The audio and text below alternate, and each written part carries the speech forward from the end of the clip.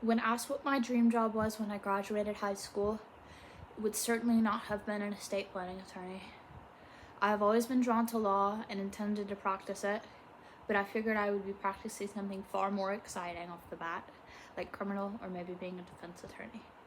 However, I recently completed an internship with an estate planning firm in town and loved it, both because of the nature of the work and the skills it takes to complete it.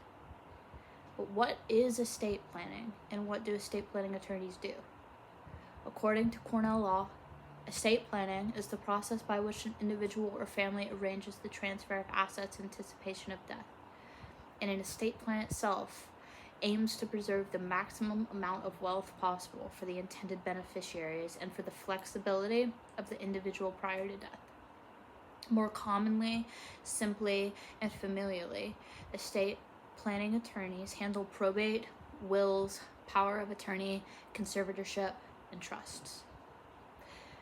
Estate planning ticks every box I want in a career because it requires problem-solving skills, a strong sensitivity and empathy for others, attention to detail, and it requires me to show what I'm made of.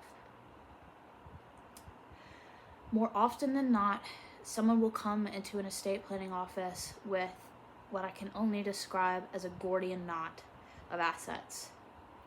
And when someone comes to you with a tangled up estate, you have to be able to sort it out easily into digestible and solvable sections. The best analogy I can give for this is doing a DBQ, a document-based question, where you're given 7 to 8 documents, a very dense question, and told, use these documents, apply it to the question, use them to answer it. In this analogy, the documents are somebody's assets, so any jewelry that they own, cars that they own, houses that they own, literally anything that has their name on it and has monetary value to it.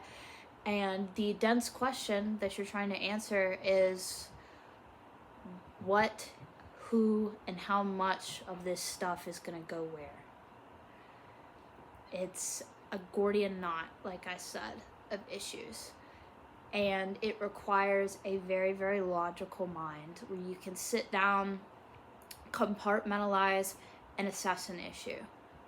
On the other hand, the compartmentalization is useful because the nature of the work is very sensitive. It is very sobering and heartbreaking for people because a lot of the times they will come in and themselves or a loved one is reaching the end of their life and they need to get all of their assets in order because their death is impending. Delicate situations like that require reading people correctly and connecting with them and making them feel comfortable in a situation that is deeply uncomfortable, because it is an incredibly hard truth to have to lay out everything on a table in front of a stranger and say, this is everything that I am, this is everything that I own, this is everything that technically makes me up. Please help me sort through it because I know that the end is coming. It's a lot of the same situations that people would go to therapy for as well. If a divorce is impending and they need to divide assets up like that, you often play the role of therapist between these two parties that are warring, and you have to devote and give an incredible amount of empathy to both these people and set aside any feelings that you have for them personally and look at it as these are two individuals that I am required to help no matter of my opinion of them. Additionally, you have to be incredibly meticulous with this line of work because there are so many moving parts to it.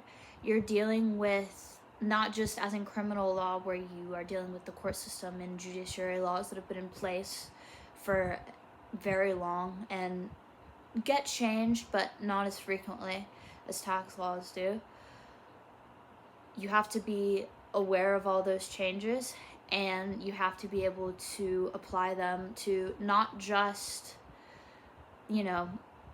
estate planning, but you also have to be able to apply it to real estate and appraisals and just literally anything that you could think of, like I said, that would have monetary value that's attached to a person. You have to be able to consider that in this equation.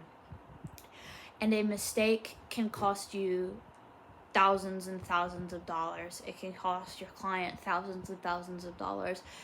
More often than not, they will end up suing you, and you can lose your license for forgetting to write a section of, 301.6-7 Tennessee real estate code in, and it will literally blow up your whole career and everything that you've worked for. So attention to detail is one of my strong suits, and arguably the most important aspect of this job, because you have to go through every single letter, every single character, and make sure everything is 100% correct. It is no secret that law is a very male-dominated field, and the majority of the attorneys that I have worked for are male and incredibly domineering. And as a woman coming into that industry, it is very nerve-wracking and intimidating to go into that kind of environment. But one of the most important aspects and skills for an attorney to have, even if you're not litigating, is you have to be able to stand your ground.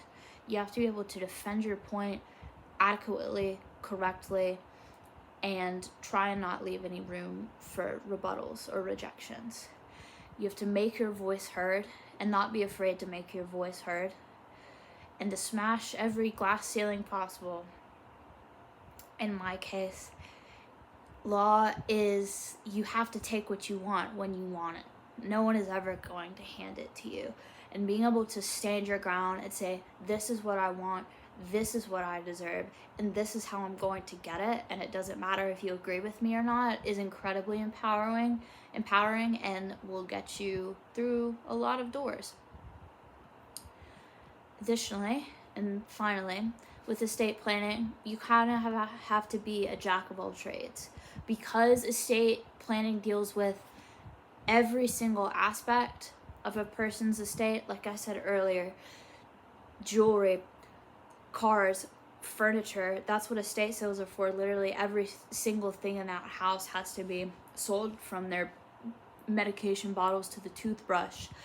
You have to be aware of every single facet of that person's life. You have to be aware of real estate law, because you're dealing with housing. You have to know tax law, because you're delegating how much a certain amount of money is taxed pre and post a certain person's death, and if it's even going to get taxed at all. You have to do, like I said earlier, appraisals and assessments of, once again, jewelry, houses, furniture, clothing, automobiles, cars, all of it. That's the same thing. But and to close it out, estate planning may seem boring initially, but when further delved into, presents an incredibly diverse array of skills in areas in which you must be efficient in. And that's what initially drew me to it in the first place, is that it requires a very, very logical, left-brained approach to things. It requires also, though, an immense amount of human connection, and the merge of those two things, as well as being able to empower myself and give myself an incredibly wide range of skills through, my career, is the most important thing about it to me, and that is why it's my dream job.